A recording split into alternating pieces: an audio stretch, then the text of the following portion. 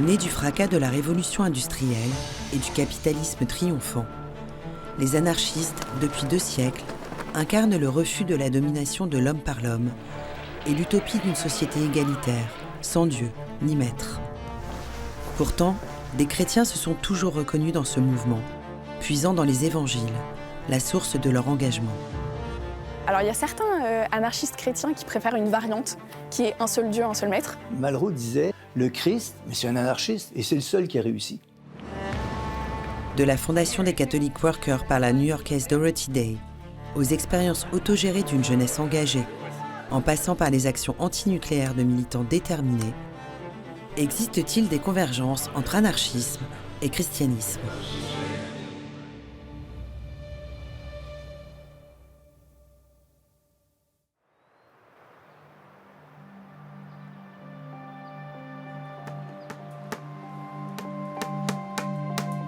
On commence par un petit mot d'accueil, bienvenue, avec une notion de soin, donc est-ce que vous avez fait un bon trajet, et bien leur montrer tous les points, douche, toilette, les points d'eau, etc.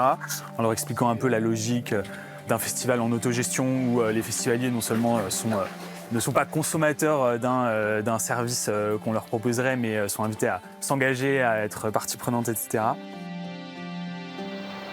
Pour la 3e année consécutive, le Festival des Poussières réunit en Bourgogne plusieurs centaines de jeunes proches des milieux chrétiens alternatifs. Test, 1, 2. Quelques heures avant l'arrivée des festivaliers, Théo, membre du comité organisateur, s'attelle aux derniers préparatifs. On sentait monter le besoin dans une jeunesse chrétienne d'un moment pour se retrouver, pour prier ensemble et pour penser en fait nos engagements politiques avec des personnes qui sont très investies sur les questions écologiques, des personnes investies sur les questions féministes dans des perspectives chrétiennes et qui avaient envie de se réunir, de vivre une espèce d'utopie en acte avec le partage des tâches, une forme d'autogestion. Au Festival des Poussières, la participation est à prix libre et les 600 festivaliers sont invités à prendre part aux différentes tâches logistiques et d'entretien.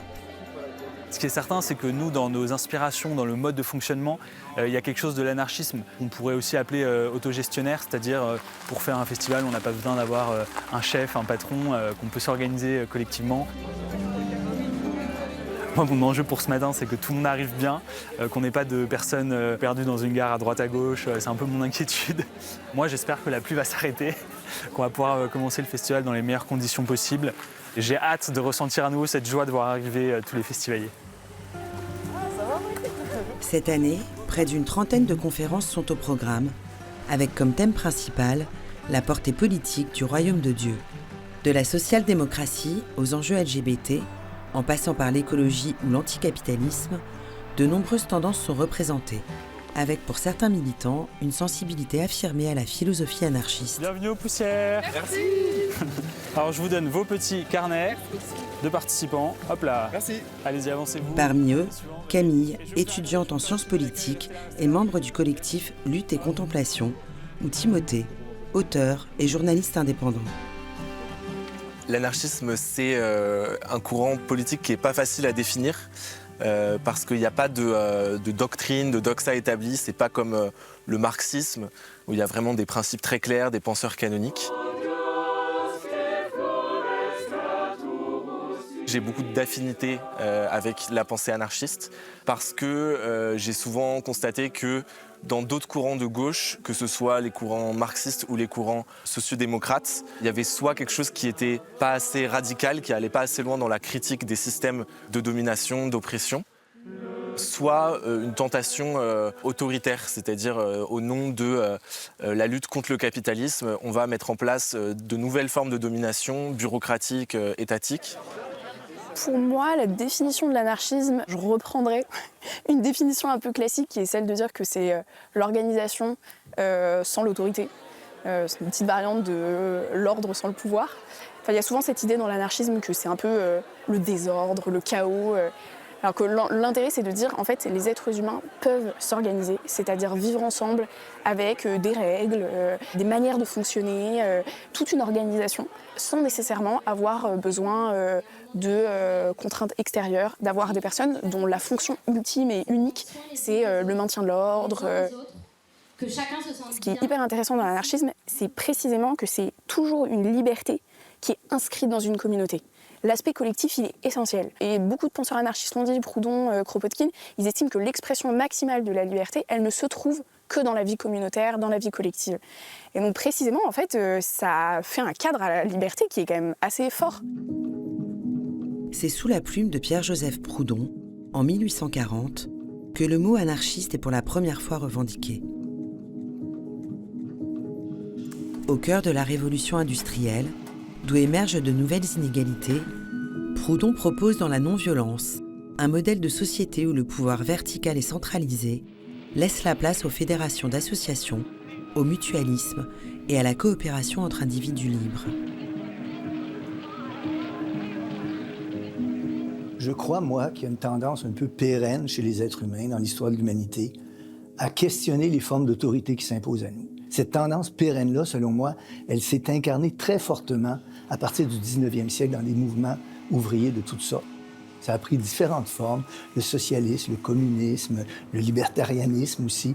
Mais une des formes, ça a été l'anarchisme, qui a voulu partir du bas et incarner ces formes d'autorité légitime à partir du bas plutôt qu'à partir du haut. Très vite, parmi les penseurs qui défendent la classe ouvrière, des divergences apparaissent entre le français Pierre-Joseph Proudhon et une figure montante du socialisme allemand, Karl Marx, qui souhaite transformer la société en s'appuyant sur le contrôle d'un État fort. Dès la fin du XIXe siècle, les anarchistes anticipent déjà dans le marxisme les totalitarismes à venir des régimes communistes. Les anarchistes se méfiant de l'autorité illégitime, se méfient de l'État, mais se méfient aussi des gens qui, sous prétexte de corriger des inégalités, s'emparent du pouvoir. Et ça va se manifester très tôt. Et quand arrive la révolution russe, les anarchistes, très vite, vont faire une critique très, très sévère de l'URSS.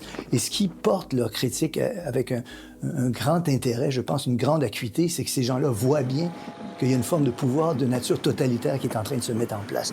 Et il faut applaudir, je pense, cette vision-là qui était très, très juste et qui s'est développée très, très tôt après la Révolution russe. Si le mouvement anarchiste s'est toujours montré hostile au pouvoir religieux et clérical, des figures chrétiennes ont pourtant eu très tôt voix au chapitre, à l'image du russe Léon Tolstoï ou de la philosophe française Simone Veil. Alors, vous me posez la question de l'anarchisme chrétien, et en effet, au premier abord, ça peut étonnamment surprendre. Je ferai l'aveu que moi-même, je ne suis pas croyant, et l'anarchisme a comme slogan « ni Dieu ni maître ». Avant même d'un maître, on nomme Dieu. Alors, le rapport entre la religion en général, ou le christianisme en particulier, et l'anarchisme, c'est quelque chose d'extrêmement problématique. Mais des liens ont existé, effectivement.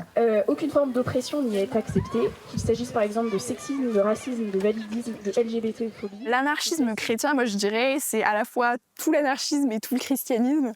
Et pour moi, c'est pas du tout une espèce d'hybridation un peu chelou où on enlève des morceaux et on en rajoute d'autres. Pour moi, c'est vraiment, tu peux être complètement fidèle à l'anarchisme et complètement fidèle au christianisme et être anarch-chrétien. Et je pense que la meilleure expression de ce qu'est l'anarchisme chrétien, c'est la figure du Christ. Par cette écoute, nous chercherons à nous abandonner à son... Si une composante chrétienne existe depuis les origines de l'anarchisme, comment se revendiquer à la fois catholique et anarchiste dans un mouvement dont la devise la plus célèbre est « Ni Dieu, ni maître ». Sur le slogan « Ni Dieu, ni maître », alors il y a certains anarchistes chrétiens qui préfèrent une variante qui est « Un seul Dieu, un seul maître ». Néanmoins, moi, je me retrouve complètement dans le « Ni Dieu, ni maître ». Dans le « Ni Dieu », moi, je vois cette critique en fait de l'idolâtrie. Et c'est hyper intéressant parce que dès l'Ancien Testament, dans la loi juive, le premier commandement, c'est « Tu ne te feras pas d'image de Dieu ». Et je trouve qu'un des grands enjeux de la vie chrétienne, c'est précisément toujours d'essayer de ne pas se construire de fausses images de Dieu. On a toujours envie que ce soit un homme puissant, un libérateur, un Dieu marionnettiste qui dirige tout le monde, un Dieu justicier. Enfin, on a de cesse que de se construire en fait des idoles. Et donc en fait, dans le ni-Dieu, je trouve qu'il y a cet impératif chrétien de il faut sans cesse reconnaître que Dieu est infiniment plus grand que les images qu'on s'en fait. Et moi, je me retrouve complètement dans ce ni-Dieu. Je pense vraiment qu'il y a un message politique dans l'Évangile. Quand j'ai relu les Évangiles, en fait, à la fin de l'adolescence, c'est un message politique qui m'a sauté aux yeux. C'est un message politique qui tient dans l'attitude de Jésus tout au long des Évangiles, qui est un rapport au pouvoir où il n'est pas dans une contestation ouverte du pouvoir, à je sais pas, construire une alternative politique, construire un parti pour destituer les pouvoirs en place, enfin ces logiques-là, mais simplement d'être dans la quête permanente d'une attitude qui destitue en elle-même le pouvoir, sa force et ses objets. La vie du Christ porte-t-elle un message anarchiste ? Pour Jérôme Alexandre, professeur de théologie au Collège des Bernardins, il existe de profondes affinités entre l'anarchisme et le message évangélique. Alors le christianisme est un anarchisme, c'est l'affirmation que je porte, c'est un peu audacieux, je le reconnais, ça, mais ça n'est sûrement pas à entendre comme quelque chose qui se fermerait naturellement sur une option politique extrême, dont la réputation d'ailleurs n'est pas très bonne. Elle est celle souvent d'une violence, du désordre et tout ça bien. Quand on est de sensibilité anarchiste, on comprend assez vite que c'est une direction politique qui ne peut pas accueillir la moindre violence. Le christianisme est un anarchisme au sens où il porte comme préoccupation fondamentale la justice, le bien de tous, ne s'opposant pas à la liberté de chacun. On pourrait le définir ainsi, le christianisme est extrêmement nettement la religion qui va apporter dans l'histoire des religions l'attention très forte à la conscience de chacun. Et donc le christianisme est dès l'origine, on peut dire, au croisement de l'esprit de justice et de l'attention à la liberté individuelle. Et c'est tout à fait cela la tradition anarchiste, à tel point d'ailleurs qu'on peut penser, c'est évidemment mon cas, une sorte d'influence, même quand elle est rejetée, de la religion chrétienne, très forte sur l'anarchisme, en tout cas sur ses penseurs, Proudhon en particulier. Alors lui qui ne se cachait pas sur le fait que le christianisme était une affaire tout à fait importante pour lui. Il avait beaucoup d'intérêt pour la théologie et pour la compréhension de la religion chrétienne. C'est dans une Palestine conquise par les Romains depuis plus de 60 ans que Jésus-Christ vient au monde. En ce temps, tous les Juifs subissent le joug de Rome, symbolisé par la lourdeur des taxes et l'adoration d'idoles païennes. C'est dans ce contexte d'oppression que Jésus va, tout au long de sa vie, porter un message de défiance envers toute forme de domination. Je pense qu'il y a une critique de l'autorité et du pouvoir qui est faite par le Christ à plein de moments de l'Évangile. Le pouvoir politique, le pouvoir de l'argent, très fort, mais même le pouvoir religieux à plein d'égards. Enfin, je veux dire, le Christ, il ferraille avec les grands prêtres à plein de moments. Et lui-même, en fait, en arrivant, il ne va pas chercher à prendre une position de pouvoir. C'est ce que, par exemple, on appelle, nous, le messianisme du trône vide. C'est-à-dire qu'il vide le trône, le Christ, en disant plus de pouvoir, mais il ne prend pas la place non plus. Donc il y a cette idée-là très forte qui est une critique assez radicale en fait du pouvoir et de l'autorité.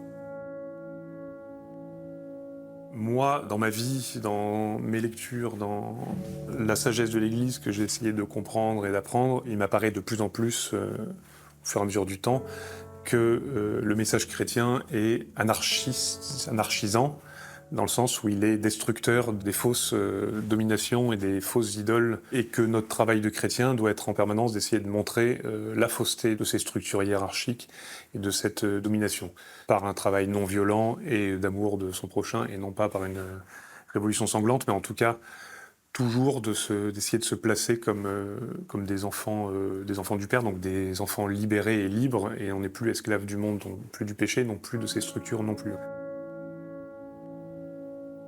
Jésus s'oppose à tous les dominants, quelle que soit la forme de domination. Pourquoi ? Parce qu'il n'y a de souveraineté qu'en Dieu.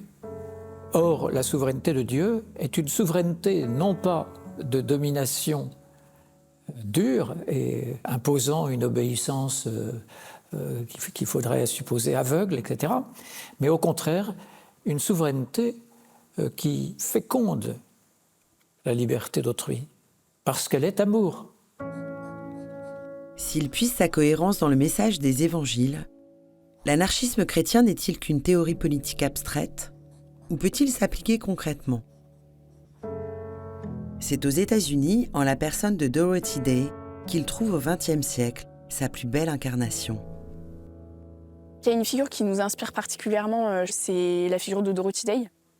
parce qu'elle vit à la fois de l'anarchisme et de la foi, sans renier en fait ni l'un ni l'autre. Et le mouvement qu'elle initie derrière elle, du coup, le mouvement des Catholic Workers, je trouve que c'est une belle illustration justement de cet anarchisme chrétien. Et c'est une vraie respiration dans l'Église d'entendre et de voir des figures qui se sont engagées politiquement pour des mouvements pacifistes, antinucléaires, de libération sociale, ce genre de choses.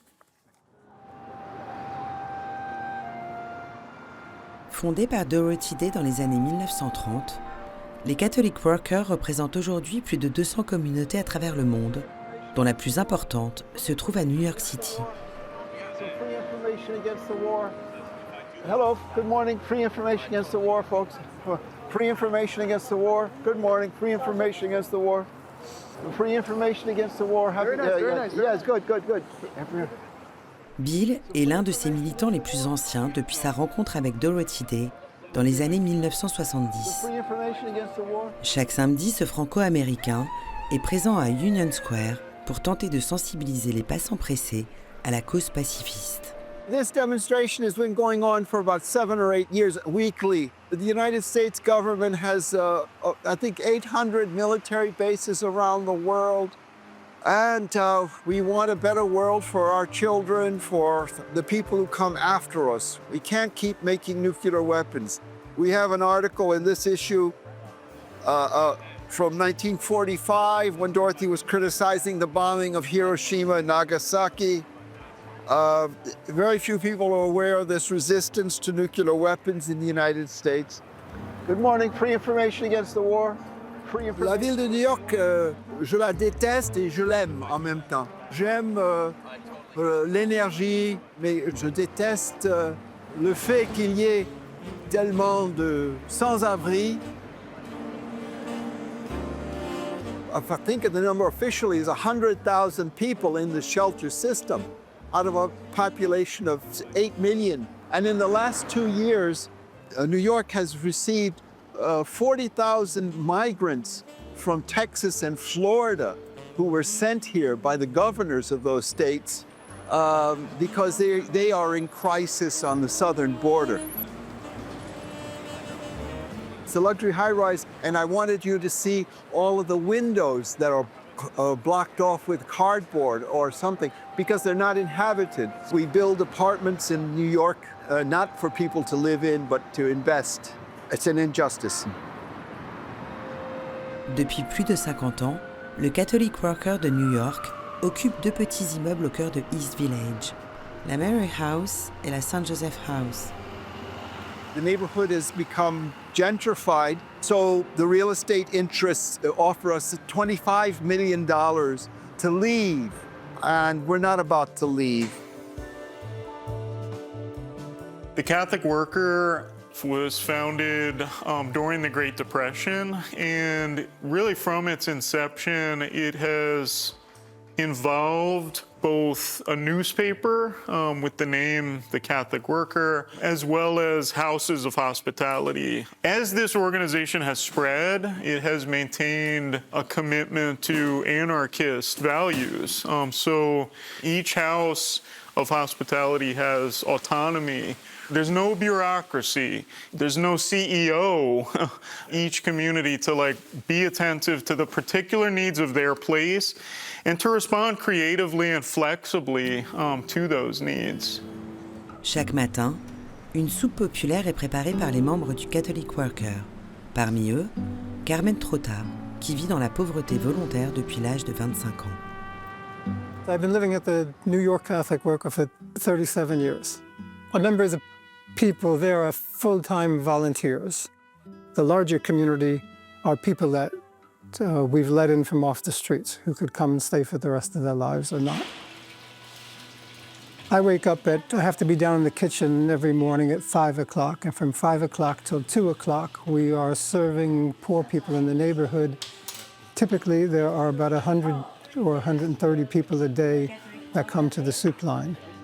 Résidant à Brooklyn, Lynn est présente bénévolement presque chaque jour depuis 10 ans.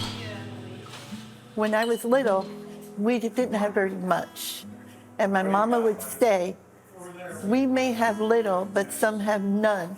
So we share our little, and now they have some. And she's been gone for almost 11 years. And so I do this because it keeps her memory alive for me, her spirit alive. And I raised 2 kids on my own, and there were times where I struggled. So I give back. So I do it because it feeds my spirit and it builds my soul. Dorothy has said that what we do is very little, and this is the very little of what we do. There are a lot of folks in the streets who are mentally ill from being out in the streets. We can't cure that. We try and feed the poor as best we can.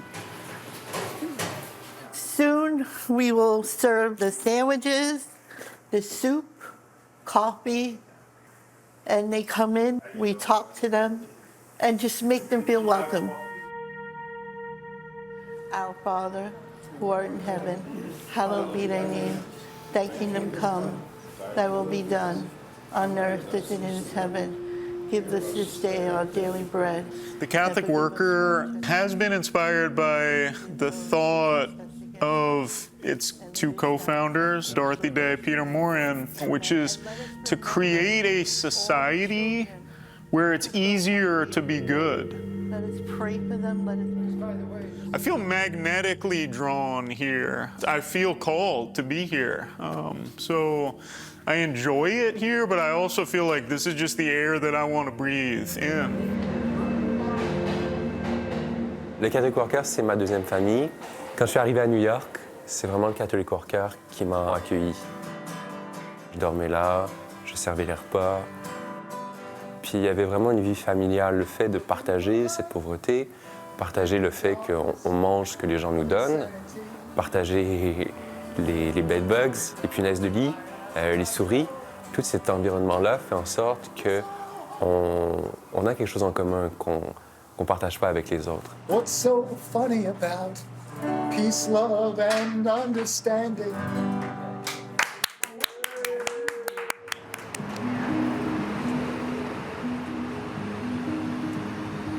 Originaire de Montréal au Québec, Mathieu est doctorant en histoire. Il consacre ses recherches au mouvement du Catholic Worker et à sa fondatrice, Dorothy Day. Dorothy Day, à la base, c'est une journaliste qui est issue des mouvements de gauche. Elle était impliquée dans des journaux communistes ou anarcho-syndicalistes. Bien que toute sa vie, Dorothy Day refusa de voter, elle s'engage durant sa jeunesse dans le mouvement des suffragettes, qui exige le droit de vote pour les femmes aux États-Unis. Cet activisme lui vaut d'être emprisonnée plusieurs jours suite à une manifestation devant la Maison-Blanche. En ces années 1910 à New York, elle semble partager selon ses rencontres entre l'adhésion idéologique à un communisme étatique ou celle à un anarchisme plus libertaire. Elle mène une vie de bohème et fréquente différents intellectuels de gauche. Dorothy Day, quand elle était dans la vingtaine, a eu une histoire d'amour avec un journaliste qui s'appelait Lionel Moises. Elle est tombée enceinte de lui. Et il lui a dit, écoute, si tu n'avortes pas, je te quitte. Et donc, elle a avorté, il l'a quand même quitté. Et suite à ça, elle a cru qu'elle ne serait plus possible d'avoir d'enfant. Quelques années après cet épisode qu'elle considère comme la plus grande tragédie de sa vie, Dorothy tombe pourtant de nouveau enceinte et donne naissance à son unique fille, Tamar. Cet événement inattendu suscite en Dorothy de profondes interrogations et la conduit à se convertir au catholicisme. Quand elle est tombée enceinte de sa fille, Tamar, pour elle, c'est un véritable miracle. Mais c'était aussi, je vais avoir un enfant, qu'est-ce que je lui donne? Je veux pas qu'elle ait, comme moi, ce tourment de chercher qui elle est, de ne pas avoir de structure. En fait, c'est Tamar qui a d'abord été baptisée comme catholique et ensuite Dorothy Day s'est convertie au catholicisme. En 1933, pendant la Grande Dépression, Dorothy Day va trouver le moyen de conjuguer sa nouvelle foi catholique avec son désir profond de justice sociale, en fondant avec Peter Morin le Catholic Worker. Depuis 1929, il y a la crise économique aux États-Unis et il y a le chômage. Et le gouvernement républicain est contre une intervention de l'État. Donc, ce sont beaucoup les mouvements de gauche qui s'impliquent. Et Dorothy Day, elle se demande aussi, comme catholique, où est l'Église dans tout ça? Et en fait, elle est à Washington pour couvrir une marche organisée par les communistes. Et elle va prier à la basilique du National Shrine, qui est en train d'être construite. Et elle dit, Seigneur, j'ai besoin d'un signe pour m'aider à réconcilier ma foi et mes engagements. Et elle revient à New York. Et à New York, il y a cet homme, Peter Maurin, ce Français venu au début du 20e siècle aux États-Unis, qui est venu cogner à sa porte et qui dit, j'ai cette idée, il faut créer un journal.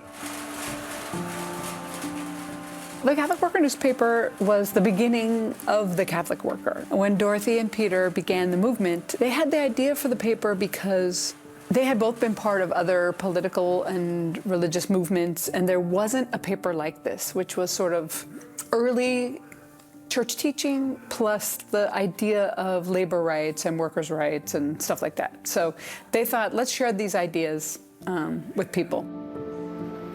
Dans un pays dominé par le protestantisme, le journal The Catholic Worker atteint rapidement un tirage à plus de 100 000 exemplaires et rejoint un public catholique qui appartient aux couches les plus pauvres de la société.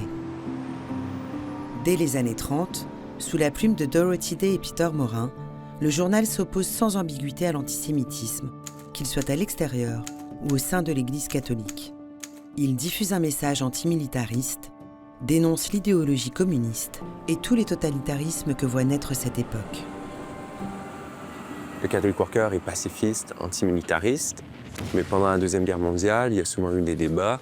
Qu'est-ce que devrait faire le Catholic Worker? Certains ont décidé d'aller combattre en France, se sont engagés dans l'armée, alors que le Catholic Worker maintenait une position plutôt pacifiste. Mais c'est ça aussi être anarchiste, c'est accepter qu'il y a des idées divergentes et vivre avec ces contradictions. Aujourd'hui, près d'un siècle après sa création, le journal est toujours publié depuis la Mary House de New York City. Ses coéditrices actuelles, Joanne Kennedy et Amanda D'Aloisio, s'emploient à rester fidèles à ses valeurs fondatrices. The headlines will go there. We have to pick an art for here. I think that the reasons that they started the paper are still relevant today, very much so. Yeah. The paper is distributed through the U.S. mail. We have about 26,000 subscribers. We do not receive any public funding, not from any form of government or from church governance, because a long time ago, Dorothy Day, she understood that in order to receive that kind of money, you have to make certain promises to the government. And she was not willing to do that. Malgré ses 26 000 abonnés, le journal continue d'être conçu et distribué de manière artisanale, sans recourir aux outils numériques. Cette méfiance envers la technologie s'inscrit dans la continuité de la pensée de Peter Maurin, qui dénonce le machinisme et l'industrialisation de son époque. Déjà, Peter Maurin entrevoit un monde dont la nouvelle religion de la consommation remplacera bientôt les valeurs spirituelles et humaines. Ainsi, le journal est toujours distribué exclusivement en format papier et continue à être mis en page manuellement. The reason that we don't use a computer is the same reason we don't have a, industrial dishwasher. We like to keep things as close to pure manual labor as possible. Even though it's slow and it involves glue. We joke about how it's like kindergarten, like it's cut and paste and glue. But once you start to specialize, then fewer people can contribute to the work. So everybody washes dishes, everybody cleans the toilet. It just allows for more points of access for people to come in and participate in the life of the house.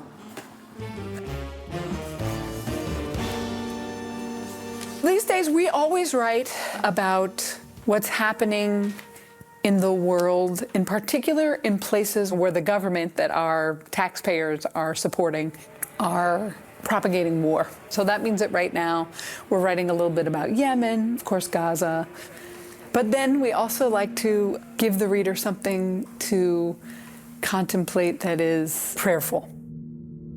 So we try very hard to always have something that brings levity, that brings joy and beauty. Sometimes it's hard, but I think especially in the American political landscape right now, we have to give people hope.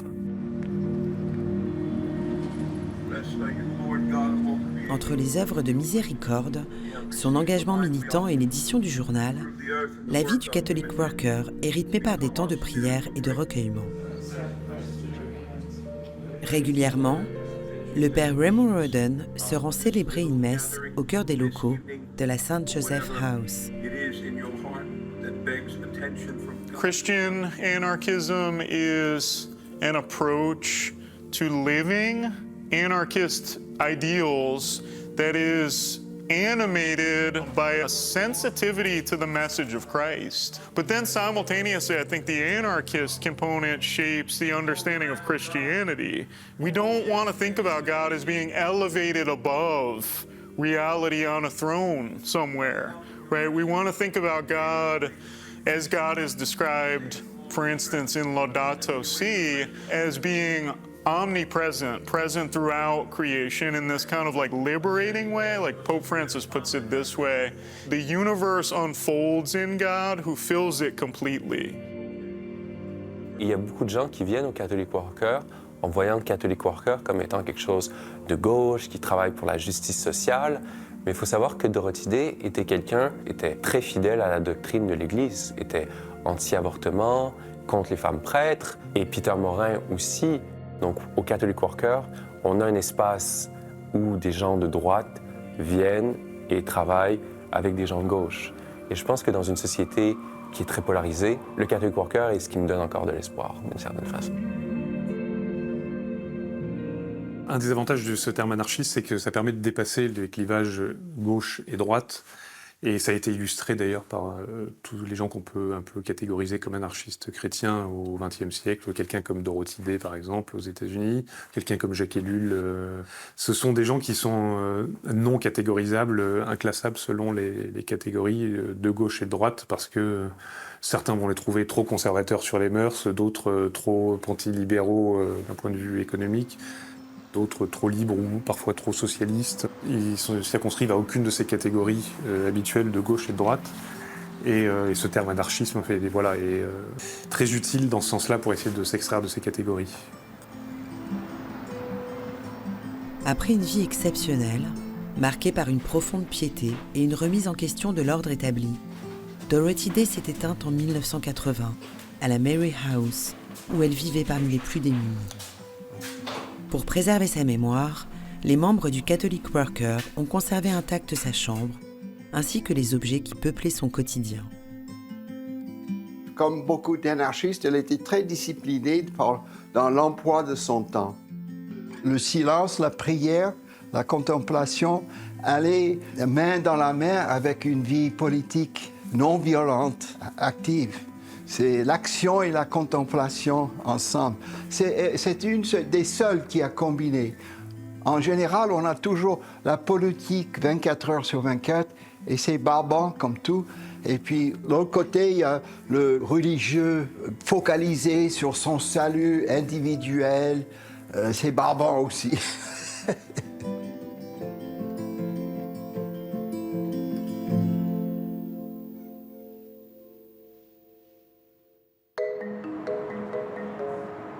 Plus de 40 ans après sa mort, la figure de Dorothy Day demeure une source d'inspiration à travers le monde.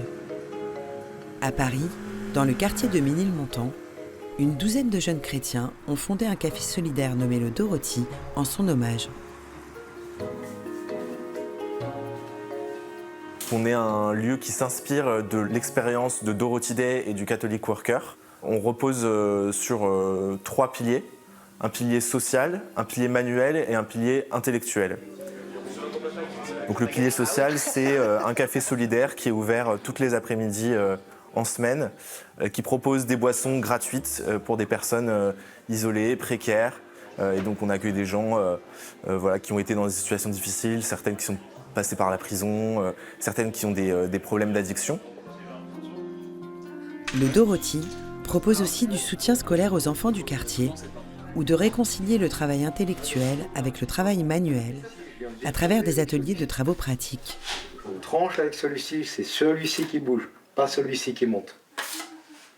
Au Dorothy, il y a l'idée d'être un lieu, on se le dit souvent, où on propose l'unité de la personne humaine dans toutes ses dimensions. Parce qu'un des drames du capitalisme nous semble être justement une sorte de dissociation très très forte entre le manuel intellectuel, entre des sphères de l'économie. Et l'idée, c'est vraiment de permettre de déployer les différentes dimensions qui sont habituellement séparées, donc manuel, intellectuel, social, et pouvoir justement être à notre petite échelle, un petit lieu où se réconcilient un peu nos différentes dimensions, et où aussi du coup des personnes venant d'horizons différents se rencontrent et fraternisent. Le café, qui par choix ne reçoit aucune subvention de l'État, est autogéré et dirigé de manière horizontale. Le modèle économique du Dorothy, il s'oriente quand même vers cette idée de don, et que dans le CA, on n'a personne qui s'en est... Je dirais qu'il y a quand même quelque chose qui est assez impressionnant, c'est la manière dont les membres du Dorothy se donnent vraiment tout entier pendant plusieurs années. Et franchement, il y a quelque chose qui est assez mystérieux là-dedans. Et je pense que ça tient beaucoup à notre ancrage dans la foi. Cette idée qu'il ne va pas y avoir un individu qui va être écrasé sous les responsabilités parce qu'on essaie d'éviter ces fonctionnements verticaux. Ça évite de casser les gens, en fait. Comme les gens sont cassés en entreprise, comme les gens sont cassés dans le milieu militant. Le Dorothy, c'est un lieu qui vise à essayer de mettre en pratique, en fait, ce qu'on comprend être la foi chrétienne, qui nous semble être une foi tournée vers l'action. Il y a plein de défis aujourd'hui, on sait, écologiques, sociaux, économiques. Et donc l'idée, c'est d'essayer de s'interroger sur ce que peuvent faire les chrétiens. Pour Foucault Giuliani, le lieu s'inspire de la philosophie anarchiste dans sa manière d'agir sans rien attendre des institutions. Il y a toujours un paradoxe quand on est chrétien catholique de parler d'anarchisme, parce qu'évidemment, l'Église, par bien des aspects, c'est le prototype de l'État moderne. C'est une institution pyramidale, hiérarchique, patriarcale. On ne pense pas très spontanément à l'idée d'anarchisme. Moi, je dirais que souvent, on a une vision de l'institution un peu simplificatrice. Déjà, dans son fonctionnement, l'Église, elle laisse pas mal de marge de manœuvre, parfois à des congrégations, à des communautés de base, on pourrait dire. On pense au monastère, par exemple. Dans le monde catholique, ils ont quand même une autonomie. Quand on se place du côté, non pas du clergé, mais du côté de ce qu'on appelle les laïcs, les chrétiens qui sont finalement de simples paroissiens, quoi, moi je crois qu'ils ont justement le devoir presque de s'auto-organiser. Et donc en cela, je crois que le Dorothy rejoint pas mal Dorothy Day là-dessus, qui justement a une sorte de fougue et une audace que moi j'adore, qui est, voilà, on a la foi, on la met en pratique collectivement et on essaie de l'incarner. Et donc il me semble que c'est un peu le rôle des laïcs chrétiens de ne pas attendre tout de l'Église, d'être en relation, d'être en échange, de parfois profiter aussi de l'aide de l'Église. Le Dorothy, c'est aussi ça, c'est un lieu qu'on paye à un certain niveau parce que l'Église catholique, nous, propriétaires du lieu, finalement, nous consent un loyer qui est quand même abordable. Donc ça montre bien qu'on n'est pas dans une relation d'opposition. Et en même temps, on a notre indépendance, et ça, c'est très important, me semble-t-il.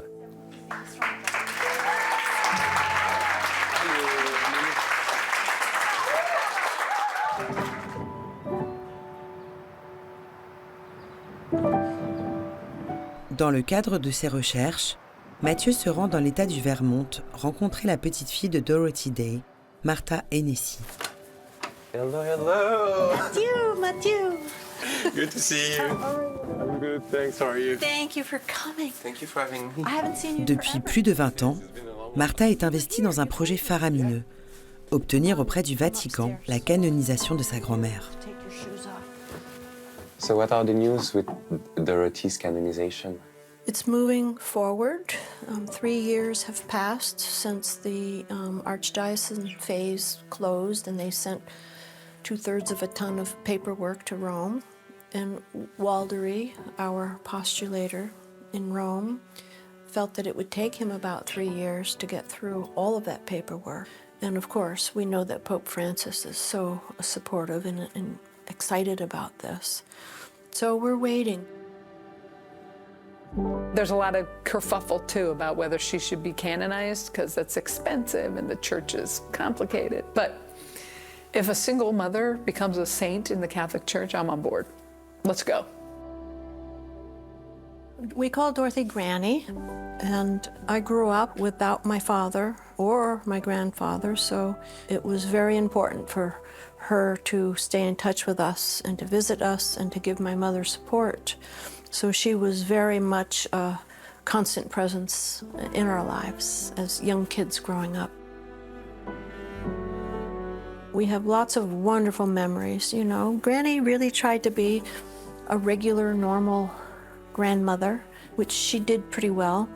But it did get to a point in my life where I understood her to be not so ordinary and that she actually belonged to the world in many ways. And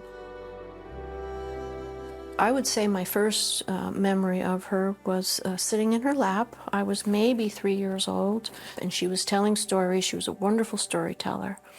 And I had my ear on her chest, and I just remember this sense of hearing her voice resonating in her chest and being that close to her heart.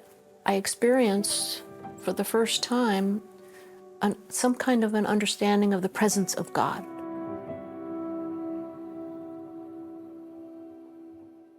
What I've learned very clearly and very early on from both my mother and my grandmother was that loving kindness matters and that you pay attention to the suffering of others in the world and you try to do something about it. You don't contribute to more suffering.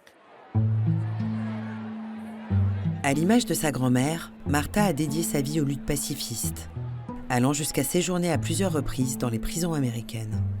Do you remember, you brought me to this America conference on Fifth Avenue? Magazine? Yeah, American Magazine. Yes. And you had your ankle bracelet. And you say, you have to check the time because we have to be back at 8 o'clock. Yes, I was living under a curfew. Yeah. My life was very circumscribed at that time. Si Martha a vécu près d'1 an avec un bracelet électronique, c'est en raison de sa participation, avec Carmen Trota et 5 autres militants pacifistes, à des actes de désobéissance civile connus sous le nom de Plowshare Action.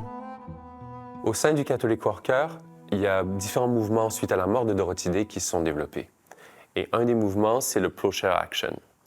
Le Plowshare Action vient plus des frères Berrigan. Les frères Berrigan étaient 2 frères, un jésuite, un joséphite, qui étaient des amis de Dorothy Day qui se sont impliqués contre la guerre du Vietnam. Philip Berrigan had asked me 3 times about trying to join the Plowshares. He was really an extraordinarily good priest who was doing the right thing. En 1968, les frères Berrigan s'illustrent par une série d'attaques contre des bureaux administratifs de l'armée. Ces bureaux renferment les attestations médicales des jeunes appelés, jugés aptes à partir combattre au Vietnam.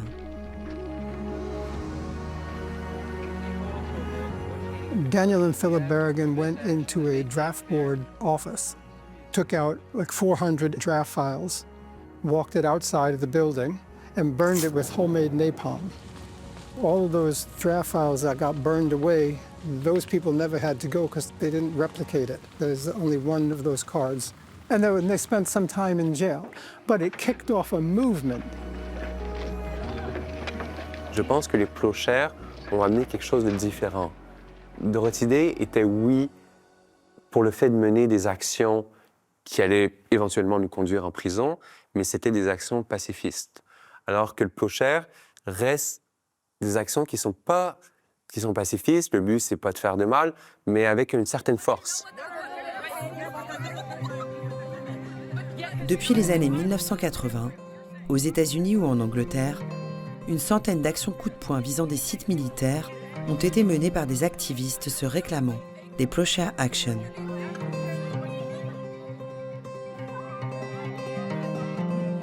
En 2018, 7 militants catholiques, parmi lesquels Carmen et Martha, ainsi que le prêtre jésuite Stephen Kelly, décident à leur tour de passer à l'acte. Ils désignent comme cible la base de sous-marins nucléaires de Kings Bay, dans l'État de Géorgie. I'm not sure that I should say this to you, but this is the highest level security base in the United States. Highest level. We spent 2 years preparing for that action. And we prepared by reading the daily readings and trying to translate what Christ was saying 2,000 years ago in terms of what we are to do in the 20th, 21st century if we want to call ourselves disciples of Christ. We come to Kings Bay to answer the call of the prophet Isaiah. Le 4 avril 2018, quelques heures avant leur action, le groupe enregistre une déclaration sur la plage environnant la base navale. Pope Francis says abolition of weapons of mass destruction is the only way to save God's creation from destruction. La nuit venue, les 7 activistes pénètrent illégalement dans le site militaire ultra sécurisé. We split into 3 different groups. We didn't know where things were. We were operating in the dark, but what I see with many of these plowshares actions is that the Holy Spirit is with you. Tandis que 2 militants s'attellent à détériorer des répliques de missiles, le groupe de Carmen s'aventure dans la zone abritant l'armement nucléaire. Our group was the lethal force area. We are very close to the bunkers that the nuclear weapons are held in. If you were to get inside their fence, you could be shot and killed. We go across to the next fence, but that fence is an electric fence. But we had bolt cutters that had nice handles on the end, thick handles on the end, so we wouldn't have been shocked. We waited a while, we had a banner, we had someone taking pictures of us. 2 of us went to the administrative building, and it was there at that control center where the command would go out. And within 15 minutes, bombs would be on their way to any location on the planet. Within 15 minutes, these strikes can be done. So what we did was we put up our banner that said the ultimate logic of Trident, the weapons system, is omnicide, the mass killing of the planet. And we poured our blood on the door and on the sidewalk. We left Dan Ellsberg's book, The Doomsday Machine, there with a heart around it, hoping to educate the people who work at the administrative building. Every one of the 3 groups threw blood, our own blood that we had taken from ourselves. The movement established those 2 criteria, the symbolic disarmament with the hammering and the pouring of blood to express our awareness and our willingness to sacrifice our own blood, not the blood of the innocent.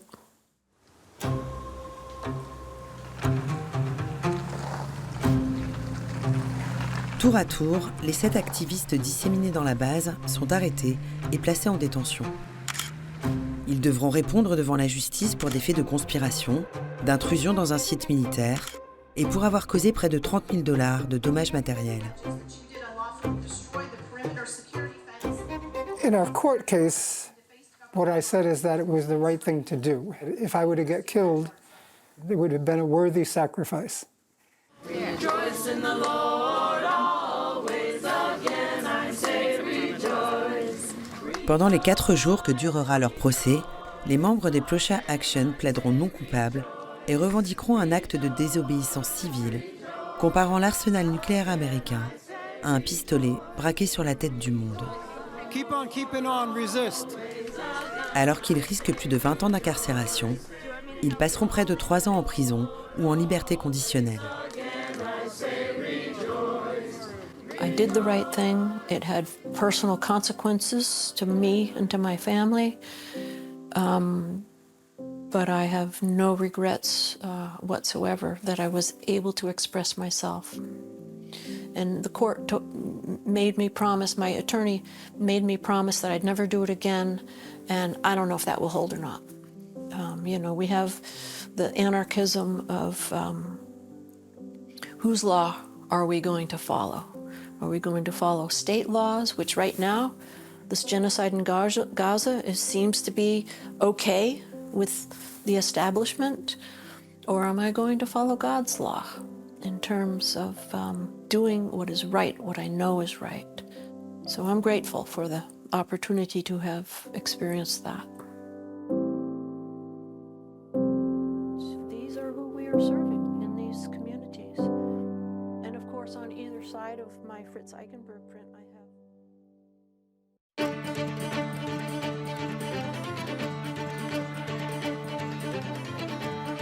En Bourgogne, le Festival des Poussières touche à sa fin après 4 jours de débats politiques et sociétaux. Cette année encore, des centaines de catholiques de tous les âges se sont retrouvés pour interroger la portée subversive du message de l'Évangile. On est ravis de cette 3e édition du Festival des Poussières. Ça s'est très bien passé. On a eu vraiment beaucoup de monde. Je pense que les festivaliers qui viennent ici, c'est des personnes qui sont profondément préoccupées par l'état du monde, par l'accumulation de catastrophes écologiques, de crises sociales graves. Et ils viennent ici trouver des ferments d'espérance et des raisons de s'engager davantage dans le monde. Et ça, c'est vraiment ce qu'on espère, ce qui se produit ici et ce qu'on espère voir un peu se répandre ailleurs.